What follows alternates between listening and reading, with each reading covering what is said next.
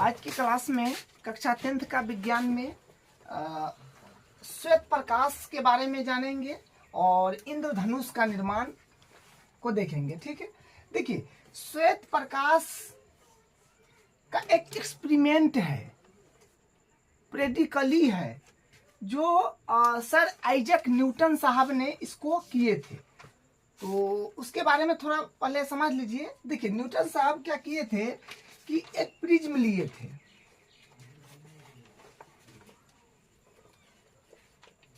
ये इस तरह का एक प्रिज्म लिए थे और एक श्वेत प्रकाश को यहां से इस प्रिज्म से होकर गुजारे थे।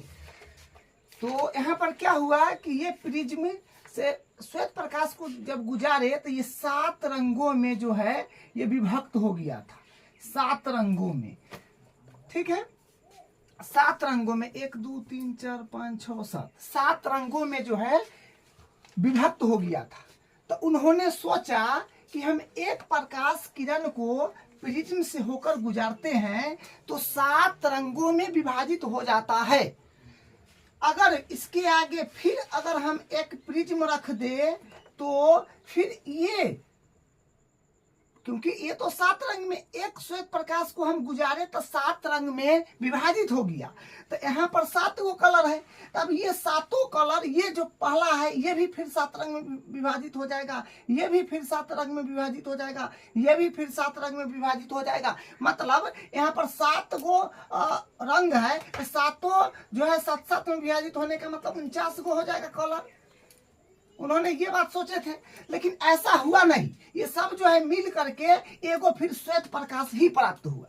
ठीक है, तो एक श्वेत प्रकाश को प्रिज्म से गुजारे तो 7 वर्ण में जो है ये विभक्त हुआ और उसके आगे फिर प्रिज्म रखे तो सारा 7 के 7 इसका फिर 7 इसका फिर 7 नहीं बना, एक श्वेत प्रकाश ही यहाँ पर मिल गया उनको। ठीक है, तो कुछ परिवर्तन तो हुआ नहीं। तो उन्होंने सोचा कि नहीं, अगर मान लीजिए कि ये प्रिज्म है तो ये प्रिज्म से तो हम एक श्वेत प्रकाश को भेजे तो ये 7 रंग में विभाजित तो हो गया ही है।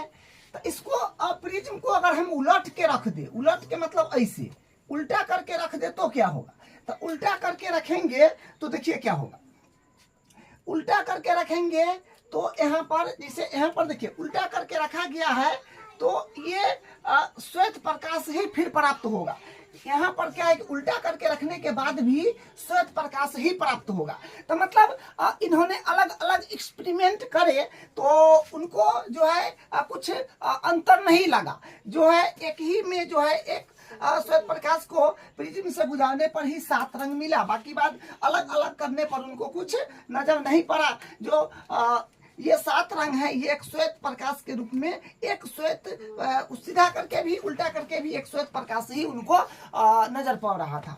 ठीक है, तो ये एक्सपेरिमेंट था। तो देखिए क्या लिखा हुआ है, यहाँ पर डायग्राम भी बना हुआ है श्वेत प्रकाश का।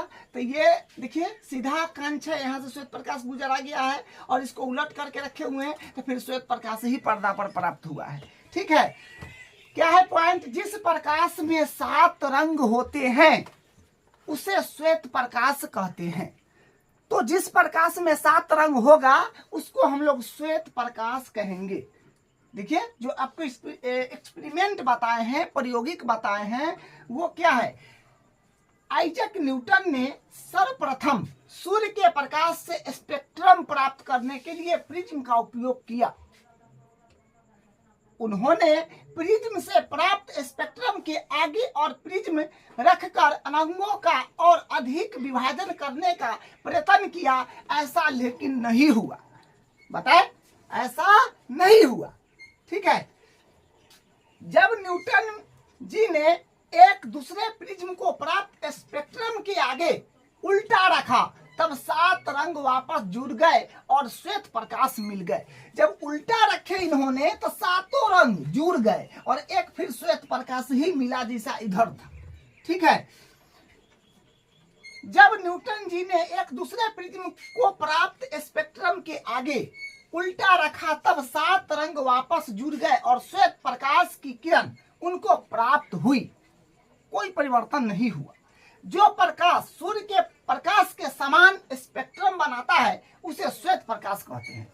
जो प्रकाश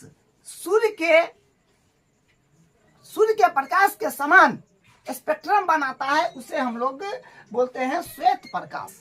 ठीक है, कलर में जो होता है हमेशा 7 वर्ण फिक्स है, वर्ण मतलब रंग। ठीक है, अब देखिए इंद्रधनुष का निर्माण कैसे होता है, ये भी इंपॉर्टेंट टॉपिक है। देखिए जैसे प्रिज्म से प्रकाश में जो रिलेशन है, उसी प्रकार यहाँ पर वायुमंडल में, वायुमंडलीय क्या बोलते हैं, हाँ, वायुमंडल में जब वर्षा का बूंदे, पानी का बूंदे जो है वो सूर्य के प्रकाश पड़ने के बाद वहां पर इंद्रधनुष हम लोग को दिखाई देता है।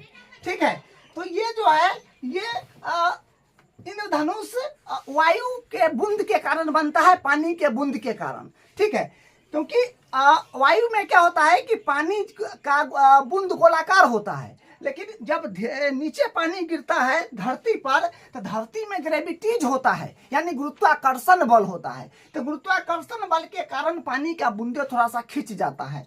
ठीक है, तो देखिए क्या लिखा हुआ है, यह एक प्राकृतिक स्पेक्ट्रम है। हाँ, तो ये तो प्रकृति द्वारा बनता है, आदमी थोड़ी बनाता है आसमान में जो इंद्रधनुष बनता है। तो यह एक प्राकृतिक स्पेक्ट्रम है। अक्सर वर्षा के बाद आकाश में दिखता है, वर्षा के बाद जो है ये आकाश में दिखता है, और आकाश में मौजूद छोटी पानी के बूंदे प्रिज्म के समान व्यवहार करता है। बताए ना, प्रिज्म के समान ही व्यवहार वो करता है। तो आकाश में मौजूद छोटी पानी के बूंदे प्रिज्म के समान व्यवहार करती है, जिस कारण इंद्रधनुष बनता है।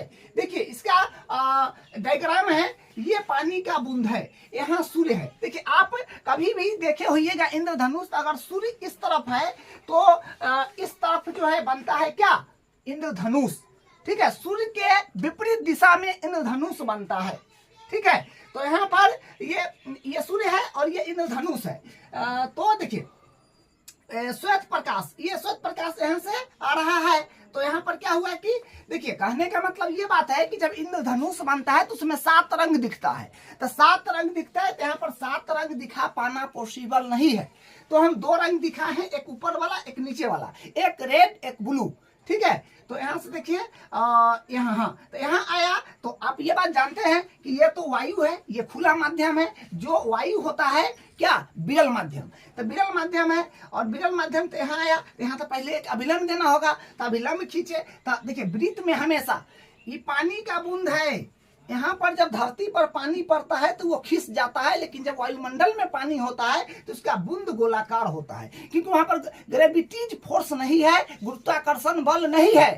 तो हाँ, तो यहाँ से हम श्वेत प्रकाश को भेजे, तो यहाँ पर आने के बाद ये यहाँ पर पहले अभिलंब बनाना पड़ेगा, वृत्त में अभिलंब, क्योंकि गोला है तो एक वृत्त मान लीजिए, या फिर 3D बॉल मान लीजिए। तो यहाँ पर क्या है कि ये केंद्र है, तो केंद्र से ही हम लोग को वृत्त में या गोला में खींचना पड़ता है अभिलंब। तो यहाँ से यहाँ खींचे और इसको स्पर्श करा दिए, तो स्पर्श वृत्त में 90 डिग्री पर करता है।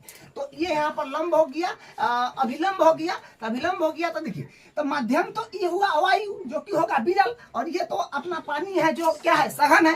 तब माध्यम चेंज हुआ, तो विरल माध्यम से प्रकाश की किरण जब सघन माध्यम में जाता है तब विलंब की ओर आ जाता है। ठीक है, उसके बाद देखिए अब तो यहाँ आ गया प्रकाश, तो अब ये बाहर नहीं जाएगा। यहाँ पर क्या हुआ, अपवर्तन तो हो गया, एक माध्यम से दूसरे माध्यम में चला गया, अपवर्तन हो गया, लेकिन ये बाहर नहीं जाएगा, फिर यहाँ से ये वापस मुड़ जाएगा। ठीक है, तो मुड़ने के बाद फिर यहाँ पर आएगा, तो यहाँ पर फिर अभिलंब देना पड़ेगा। तो अभिलंब देने के बाद फिर क्या हुआ, ये तो आपका क्या है, विरल माध्यम है, विरल माध्यम से फिर सघन माध्यम में आएगा। तो विरल माध्यम से सघन माध्यम में जब प्रकाश की किरण आता है तब विलंब से दूर हटता है। तब विलंब से दूर हटेगा तो यहाँ पर अपने अब यहाँ से अब क्या होगा, अपने पर आपको अपने को दिखाई पड़ने लगेगा इंद्रधनुष। तो देखिए यहाँ से इंद्रधनुष दिखाई पड़ रहा है। ठीक है, तो इस तरह से ये इसका जो है इंद्रधनुष निर्माण का प्रक्रिया है। तो ये इंद्रधनुष निर्माण का डायग्राम रहा, इस तरह से आपको करना है। अब हम नेक्स्ट क्लास में इसका जो एक वायुमंडलीय अपवर्तनांक में जितना टॉपिक आएगा उसको करके कंप्लीट करेंगे।